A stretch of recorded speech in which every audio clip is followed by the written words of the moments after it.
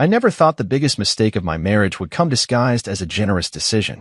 But it started exactly like that, with kindness, with patience, with a belief in the word partnership. Her name was Megan. We had been married just over 2 years when the financial conversations began to shift. At first, it was small stuff. Her credit card was maxed out, and she needed help with the minimum payment. Then it was an old student loan. Then an overdue course she had signed up for in interior design. I remember her sitting across from me at the dining table, soft and nervous, telling me she didn't want to be a burden. I told her what I believed at the time, that marriage was about support, that we were in this together, that her debt was our debt now. She hugged me for a long time that night, whispered thank you into my ear, told me she'd make it up to me, that we were just getting started. So I paid it all off. The cards, the loan, even the course. It wasn't pocket change. It took a decent chunk out of my savings. But I did it without blinking, because I believed in her. Or maybe I just believed in us. The last payment cleared on a Monday. She was gone by Thursday. No fight. No warning. No long emotional monologue. Just a note on the kitchen counter and an empty closet. I need space to figure myself out. Please don't be angry. I still care about you. Megan. She didn't block me. She didn't change her number. But she also didn't reply when I texted once, just once, asking if she was safe. No response. Just silence. I didn't chase her after that. I didn't beg. I didn't ask for the money back, or the time, or an explanation. Instead, I poured a drink, sat on the couch, and stared at the wall for a full hour. Then I stood up and went for a run. That night, I changed the sheets. The next day, I went to work. When the divorce papers came 2 weeks later, already filled out on her end, I signed them without a word and mailed them back the same day. She got what she wanted. But the story doesn't end there. 1 week after I sent the documents, someone rang my doorbell just after noon on a Saturday. I opened the door and found someone I hadn't seen in months, her younger sister, Haley. Haley was 24, a couple of years younger than Megan.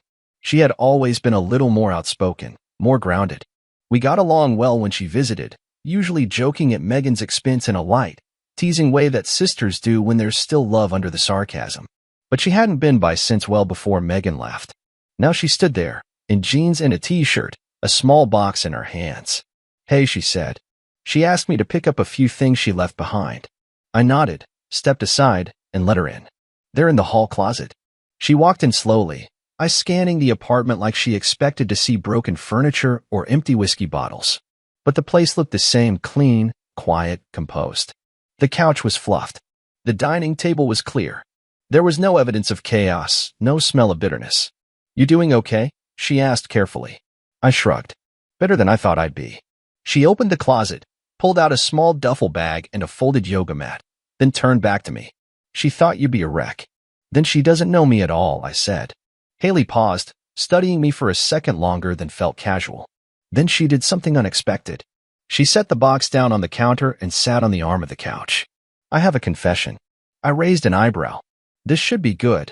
She told me she was going to leave you, Haley said. Weeks ago. Maybe months. She said she was just waiting for you to finish taking care of everything.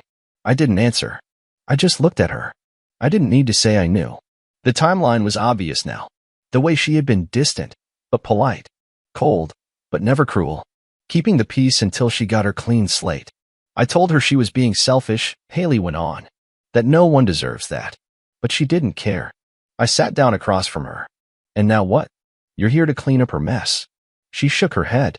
No. I came to drop off the box. But I stayed to see how you were holding up. And I wasn't expecting this. Expecting what? You, she said. Like this. Calm. Not chasing her. Not angry. I let out a quiet breath.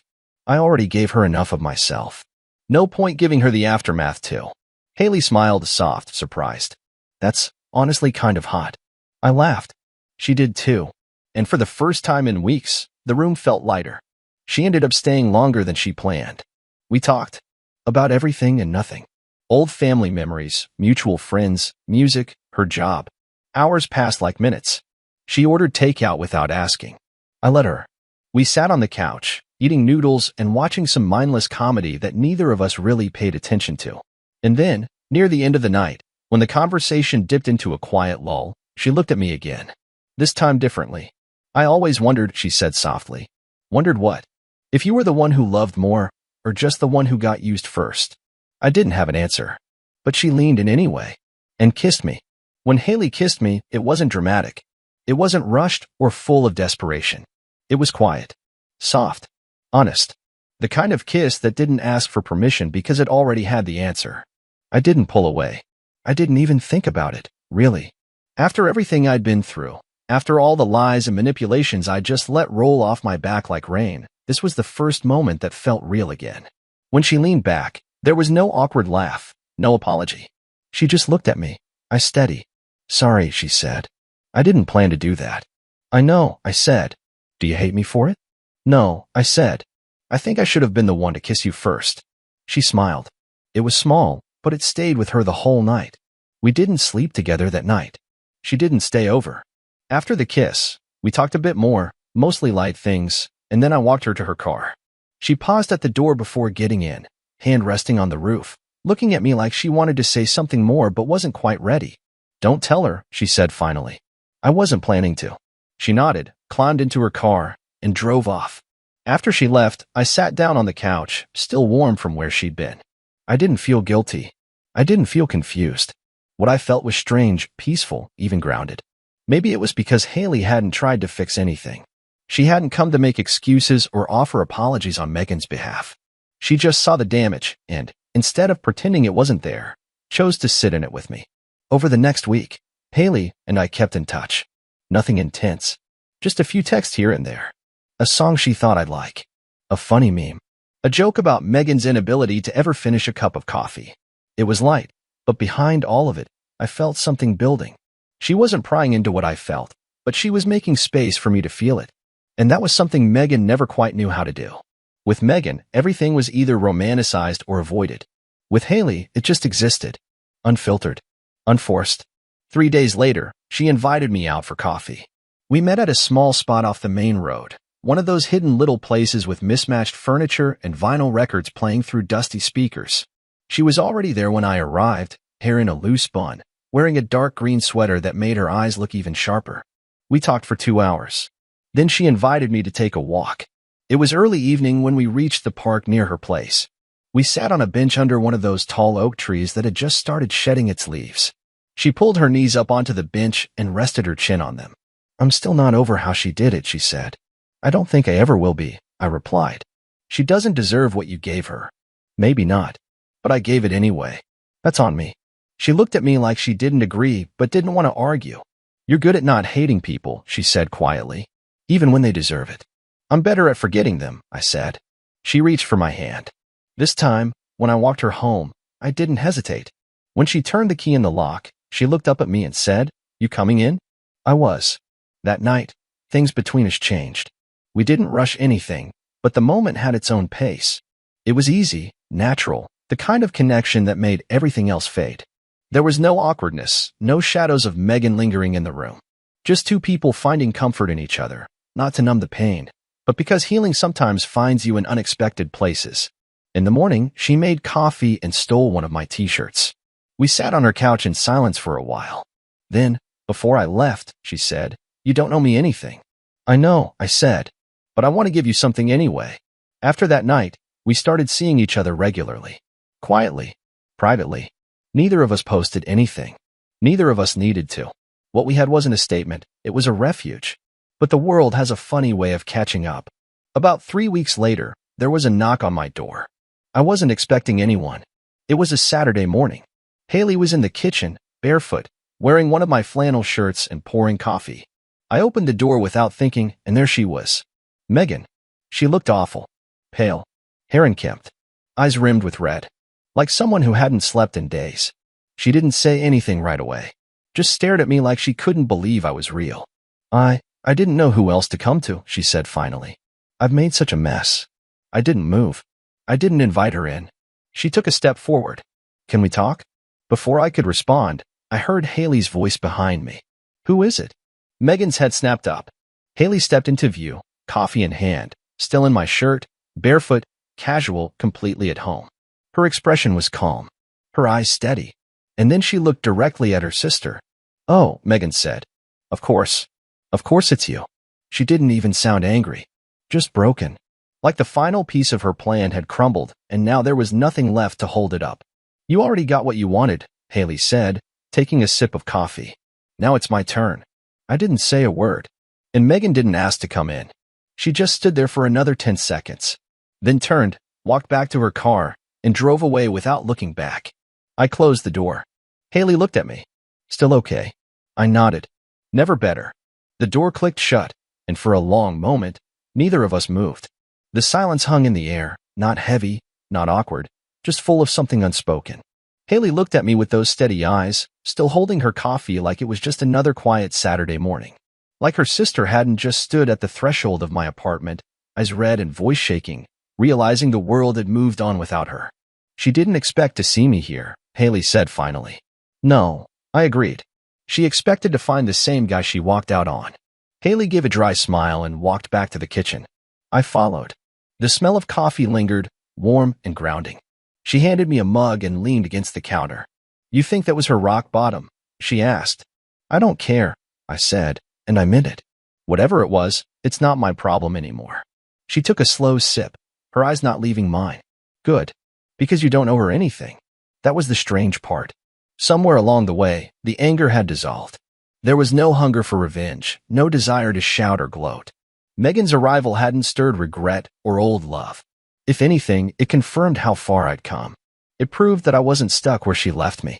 I had moved forward, quietly, cleanly, and I had found someone who saw me not as a stepping stone, but as someone worth staying for. Haley set her mug down and came closer. You handled that better than I would have. Maybe because I had you here, I said. She smiled, but this one wasn't small, it was full and real and unguarded. We're really doing this, huh? I looked at her. If you want to. I wouldn't be standing here if I didn't. The next few weeks were a kind of peace I didn't know I needed.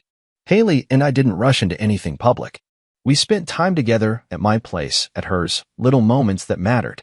Grocery store trips, movie nights, morning coffee, lazy Sundays with books and music. It was normal in the best way. It wasn't about proving anything to anyone. It was about being seen, heard, understood. We talked about Megan sometimes, but less and less as the days went by. The truth was, Haley had been grieving her sister long before she ever kissed me. Megan had always been the center of attention, always the one who took without asking, who expected forgiveness without apology. Haley had been the quiet one, the careful one, the loyal one. She had always played second to a woman who couldn't hold on to love without using it up first. And now, Haley wasn't just seen as she was chosen. One evening, we had dinner at a small restaurant downtown. It was one of those warm spring nights where the air feels like it's pressing gently against your skin. We sat outside, candles flickering, wine glasses half full. She reached across the table and took my hand. Do you ever think this is crazy? She asked. Us. All the time, I said. But does it feel wrong? Not for a second. She smiled and laced her fingers through mine. Then let's stop worrying about what anyone else thinks. I leaned across the table and kissed her. And that's when we stopped hiding. A few days later, I posted a photo on social media. Nothing scandalous, just Haley and me sitting on the hood of my car, laughing at something stupid, the sun setting behind us. No captions, no tags, just real. I didn't post it for Megan, but she saw it anyway. I found out because she texted me that night. I saw the photo, she wrote. I stared at the message for a long time before I replied. I figured you would. She sent another. You know how this looks, right? I typed out a dozen different responses before settling on the simplest one. It looks like I'm finally with someone who cares. She didn't reply. The next day, Haley and I were walking downtown when we bumped into one of Megan's old friends, Jenna, I think her name was. She spotted us holding hands and stopped mid-step, her eyes darting between us. I expected awkwardness. I expected some kind of judgment.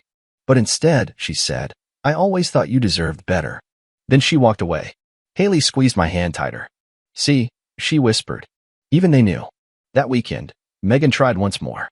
She showed up at my place again, this time during the afternoon. Haley wasn't there. She was visiting a friend. I opened the door, and there Megan stood, in makeup this time, dressed nicer, but the mask didn't hold. She looked at me like she was trying to remember how it used to feel. Like she could rewind time with just the right combination of sadness and charm. But I wasn't playing anymore. You're serious about her? She asked. I didn't answer with words. I just stepped aside. And there on the entry table, sitting neatly where it always had been, were Haley's keys. Her sweater. A half-finished paperback she'd left 2 nights ago. Her presence was everywhere, even when she wasn't. Megan saw it. Really saw it. Her face cracked. "She's not you," I said. "And that's the best part." She nodded slowly. Then she did something unexpected. She whispered, "I hope it works." And then she walked away. For good this time. When Haley returned later, I told her everything. She didn't ask for details. Just smiled and kissed my cheek. "Closure?" she asked. "Finally," I said. "There's something strange about closure. People talk about it like it's a finish line you cross, a clear moment when the pain stops and everything makes sense. But the truth is, closure isn't loud. It doesn't arrive with fireworks or long speeches. It settles in quietly, like peace after a storm. It's in the absence of anger. In the mornings where you don't check your phone for a message that never comes. In the simple realization that you've stopped waiting for an apology that would never fix anything. That's what I felt after Megan walked away that last time. No joy, no gloating, just stillness. The kind of clarity I hadn't known I needed. The weeks that followed weren't perfect. Life still had its ups and downs. But now, those everyday struggles, work stress, missed deadlines, bills, spilled coffee, felt manageable. Because I wasn't carrying someone else's weight anymore. I wasn't funding another person's dreams while mine sat in the background collecting dust. And best of all, I wasn't alone. Haley became part of my world without ever forcing her way in. She didn't try to replace Megan, and she didn't ask me to perform emotional tricks to prove I was over it. She simply showed up, every day, in small ways that mattered. She remembered how I took my coffee. She stocked my fridge with the brand of juice I liked without being asked. She didn't flinch when I got quiet, or tense, or distracted. She just waited. Patient, kind, never demanding. One Saturday morning, I woke up to find her in the kitchen, barefoot, wearing one of my old college t-shirts, humming some off-key tune while scrambling eggs. The sun was pouring through the windows, and for a second I just stood there, leaning against the doorway, watching her move like she belonged there. Not as a guest, not as a temporary visitor, but like this was home for both of us. When she saw me, she smiled. "You're staring. You're hard not to stare at." She rolled her eyes playfully and handed me a plate. "Eat before I convince you to go back to bed." I grinned and sat down. "Is that a threat or a promise?" She winked. "Depends on how you behave." Later that afternoon, we went for a drive. No destination. Just windows down, music up, her hand resting on my knee. We ended up at a quiet overlook just outside the city. It was the kind of place where the skyline looks like a painting, and the noise of the world fades into the wind. She climbed onto the hood of my car and patted the space beside her. I joined her, and for a long while, we didn't speak. Then she broke the silence. "Do you ever think about her?" I didn't pretend I didn't know who she meant. Sometimes, I admit it, but not in the way I used to. It's not about missing her. It's more like wondering why I let it go on so long. Haley nodded. "You loved her. That's not a weakness." "No," I said. "But giving love to someone who only ever took from you, that's something I won't do again." She turned to me, her voice softer. "And me? What do you see when you look at me?" I looked at her, not just her face, but everything. The way she carried herself. The strength in her eyes. The quiet confidence. The warmth. I see someone who made me believe in second chances. She reached for my hand, and we sat there until the sky turned orange. Later that evening, we went back to my place. She curled up on the couch beside me, feet under a blanket, her head resting on my chest while we watched a documentary we barely paid attention to. It wasn't exciting. It wasn't passionate in a Hollywood kind of way, but it was real. And after everything, that mattered more than anything. The next week, I got a message from Megan's mother. She was checking in, not about Megan, but about Haley. She said, "I don't want to get involved, but I'd be lying if I said I wasn't surprised." "You and Haley? Is that serious?" I thought for a moment before responding. Then I typed, "It's the healthiest thing that's ever happened to me." She didn't reply, but I didn't need her blessing. Haley and I began taking small steps toward a shared life. We started leaving a toothbrush at each other's place. Then came the drawer. Then weekend trips. Then the day she called my place ours without even realizing she'd said it. And it fit. One evening, we went to a dinner party. A few mutual friends. Someone there used to know Megan. Someone who hadn't yet pieced everything together. When they saw Haley and me walk in together, holding hands, the room shifted. A couple glances. A few hushed whispers. Haley noticed. "You okay?" I looked around, then back at her. Let them talk. We didn't owe anyone explanations. Not anymore. By the time dessert came, the gossip had faded, and Haley was in the middle of a story that had the entire table laughing. I sat back, watching her with a kind of admiration I never experienced with Megan. Because Haley didn't need the spotlight. She didn't steal it. It found her. After the party, back in the car, she turned to me. You know what I love about us? What? We never tried to fix each other. We just let each other be. That stuck with me. Months passed, and each one felt better than the last. The apartment started to feel more like home. Not because we bought matching towels or filled the walls with photos, but because of the feeling, the energy, the security, the laughter echoing through the hall, the quiet comfort of her breathing next to me at night, the way she never once made me feel like I had to earn my place. I didn't just move on from Megan. I upgraded. And when I look back, I don't regret paying off her debt. I don't regret the time, the effort, or the years I gave. Because all of that led me to something better. To someone better. So if you've ever been used, if someone walked away with everything you gave and left you wondering if you were the fool, just remember this. Sometimes the interest comes later. And sometimes it shows up in your kitchen, barefoot, making eggs, wearing your old shirt, and smiling like you're the only person who ever got it right. Thanks for listening to my story. If it meant something to you, if you've ever had to rebuild after being left behind, hit that subscribe button and drop a comment below. Tell me how you got your power back. Because sometimes the best revenge is moving on with someone who knows your worth.